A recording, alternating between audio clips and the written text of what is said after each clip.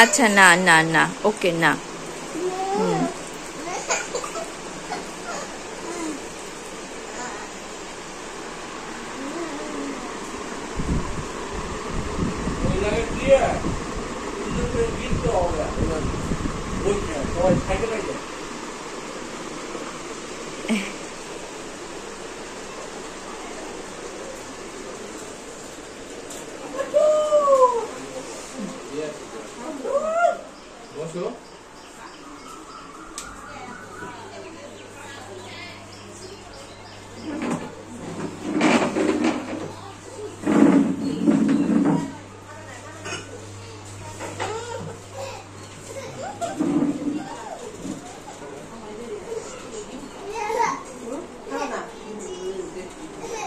এই হলো সব বাচ্চা পার্টির খানা আয়ান কই আরেকজন আছে আরেকজনের ব্যাগ নিয়ে আসসালামু আলাইকুম welcome back to my Faridpur blog ফরিদপুরে অন্য দিনের আরেকটা ব্লগ নিয়ে হাজির হয়ে গেছি সকাল সকাল আমরা একটু ঘোরাফেরা করছিলাম বাড়িতে আসলে এই জিনিসটা খুব বেশি আনন্দের এবং মজার আর খুব রিফ্রেশিং লাগে সকালবেলা উঠে আপনি একটু এদিক সেদিক হাঁটাহাঁটি করতে পারেন একটু ঘুরতে পারেন আর প্রকৃতির স্বাদ নিতে পারেন এরপর আমরা নাস্তা করতে চলে এসেছি আমি আয়ানকে অলরেডি ওর খাবারটা খাইয়ে দিয়েছি সো এখানে আমরা সবাই মিলে এখন নাস্তা করব মামি গরুর মাংস মুরগির মাংস পরোটা বানিয়েছে আমরা যেহেতু সকালে ভাত খাই না তাই রুটি পরোটা বানিয়েছে আয়ানের যেহেতু পেট শান্তি হলেই তো দুনিয়া শান্তি তাই সেখানে ঘোরাফেরা করছে খেলছে মাশাআল্লাহ দিলে আমার ছেলেটা ঢাকা থেকে এসছে এমন কোনো কিছুই মনে হচ্ছে না সে একদম সবকিছুর সাথে সবার সাথে আর পুরো এই এনভায়রনমেন্টের সাথে মিশে গিয়েছে নাস্তা করার পরে আমরা একটু পাশের দোকানেই চা খেতে যাব বাট এত রোদ আর এত গরম যে আমরা বাধ্য হলাম একটা অটো নিয়ে নিতে এই যেখানে এসেছি আমরা চা খাবো আর দুধ চা খাচ্ছিলাম সেই সাথে আয়ান তার কালেকশন করতে শুরু হয়ে গেছে আয়ান ইদানিং কালেকশন করছে সেটা হচ্ছে সেই সব দোকান থেকে চিপস চকলেট এগুলো ঠিকই কিনে তার কাঁধের ব্যাগে রেখে দিচ্ছে কিন্তু সে কোনোটাই খাচ্ছে না যেহেতু ঈদের 2 দিন আগে সে একটু অসুস্থ হয়ে পড়েছিল তার বমি হয়েছিল তাই সে ওইগুলো খেলে পেটে পোকা হবে এটা ধারণা করেই মানে আমরা বলেছি যে তুমি বাইরের খাবার খেও না তাহলে পেট খারাপ হবে তোমার কষ্ট হবে তো ও বলেছে যে পেটে পোকা হবে সেই কারণে সে বাইরের খাবার কোনো কিছুই খাচ্ছে না মানে এত কিছু কিনে কিনে সে তার এই ব্যাগের মধ্যে রাখছে কিন্তু একটা জিনিসও ধরে খাবে না আর খাওয়ার কোনো প্রকার সে বায়নাও ধরবে না কিন্তু কিনতে ঠিকই চাইবে এরপর আমরা বাড়িতে ফিরে সবার সাথে অনেকক্ষণ বসে গল্পগুজব করেছি আড্ডা দিয়েছি মানে একদম অনলি মি টাইম আজ টাইম এরকম একটা সময় পার করেছি আয়নের বাবা ক্রিকেট খেলেছে দেন আমরা বের হয়েছি ঘুরতে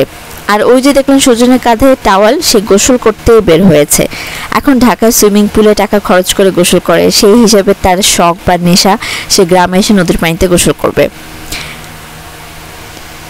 এখানে যেতে পথে নায়িকা রোজিনা যে মসজিদটা বানিয়েছে সেটা আমরা দেখলাম এটা আমার নানু বাড়ির একদম কাছেই আর আমরা চলে এসেছি ফেরিঘাটে এখানে ওরা এসে গোসল করেছে আমরা যে মৌসুমে এসেছি সে সময় আসলে নদীতে ভরপুর পানি নেই তাই একদম ফেরিঘাটে এসে গোসল করা হয়েছে এবং যেতে পথে যেহেতু এত রোদ ছিল গরম ছিল আমরা ডাব খাচ্ছিলাম সেই সাথে আয়ান ড্রাইভ করছিল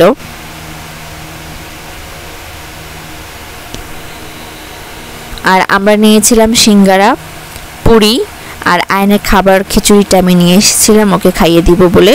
কারণ সময়টা তো সময়ই করতে হবে না হলে দেরি হয়ে যাবে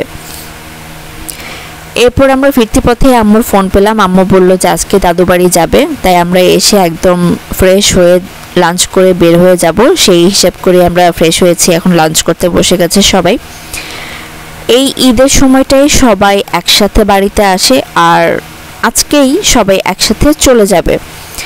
এই জিনিসটা আসলে আমরা যতটা না কষ্ট পাই তার থেকে আমার মনে হয় আমার নানি এবং আমার সেজো মামা যারা গ্রামে থাকেন এবং অপেক্ষা করেন যে ঈদের সময়টা হলে সবাই একসাথে হবে কিংবা আসবে তাদের জন্য আমার কাছে মনে হয় খুব খারাপ লাগার একটা ব্যাপার থাকে আর আমরা আসলে ওইভাবে করে এখন যেহেতু সবসময় আসি না তারপরও বলবো আলহামদুলিল্লাহ গত কোরবানি ঈদে এসেছি এবং এখন এই রোজার ঈদে এসেছি এটা একটা আনন্দ মজা, আর সবাই মিলে এক হতে পারছি, এটাই তো অনেক। তারপর সবাইকে বিদায় জানিয়ে চলে যাচ্ছি, আর আজকে এই বাড়ি পুরো খালি হয়ে যাবে। এখন আমরা যাচ্ছি, কিছুক্ষণ পর আমার ছোট মামারাও বের হয়ে যাবে। তো এখানে সবাইকে বিদায় জানিয়ে বের হচ্ছি। আর এই যে আমার সেজো মামি, আমার নানি বারবার বলছিল যেন আয়নের খেয়াল রাখি, আয়নকে যেন দেখে শুনে রাখি, কারণ ও একদম ছোটাছুটি করছিল। যতই ছোটাছুটি করুক, শরীরটা আসলে ওর অনেক ক্লান্ত, যেহেতু এদের 2 দিন আগে একটু অসুস্থ হয়েছিল। আর বমি হলে যে কোনো বাচ্চারা অনেক বেশি ক্লান্ত হয়ে থাকে, বাচ্চা কেন বড়রাও ক্লান্ত হয়ে যায়। তো ও ওর বাবার কোলে এভাবে শুধুমাত্র শুয়ে থাকতে চায়, বসে থাকতে চায়, বাবার সাথে আর কি লেপটে সেপটে থাকতে চায়, এরকম একটা অবস্থা। এখানে সুজন নুনকে ডাকছিল, আর এই যে হচ্ছে আমার মামাতো বোন নুন। তো খালা এসে তার ভাগিনাকে সালামি দিল, আর দুলাভাই তার শালিকে দিল, হিসাব বরাবর, এক মেয়েরা এক তেরা। তারপর সবাইকে বিদায় জানিয়ে আমরা চলে যাচ্ছি দাদু বাড়িতে। আম্মু কিভাবে যে এক রাতের জন্য, এতদিন পর এসে এক রাতের জন্য মায়ের কাছে থেকে আবার চলে যেতে রাজি হয়ে যায় জানি না। তবে এখন যদি নাও রাজি হতো তাহলেও অনেক সমস্যা হয়ে যেত, কারণ দাদুর বাড়িতে আমাদের কাজ আছে। আম্মু তো ডেফিনেটলি সেটা বুঝতেই পেরেছে, সেজন্য সে কিছু মনে করেনি। কিন্তু মেয়েদের খুব ইচ্ছে করে, তাই না, যে অনেক দিন পর যেহেতু আসে, তো মায়ের কাছে, ভাইয়ের বাড়িতে আরও বেশি থাকতে ইচ্ছে করে, সবার সাথে একটু গল্প গুজব করতে ইচ্ছে করে। আমরা যেহেতু একদম দুপুরের পর বের হয়েছি, তাই এখানে মুড হচ্ছে আমি এখন ঘুমিয়ে যাব। আমি এখন ঘুমালাম, কিন্তু ব্যাগপত্র সব কিছু নিয়ে আব্বু বসেছে একদম পিছনের দিকে, আর আমরা মাঝে, আর জামাই 2 জন সামনে। ইনশাআল্লাহ সামনে আপনাদেরকে ফরিদপুরে আরও অনেক ভালো ভালো ব্লগ দিতে পারবো। আজকে এই পর্যন্তই, আল্লাহ হাফেজ।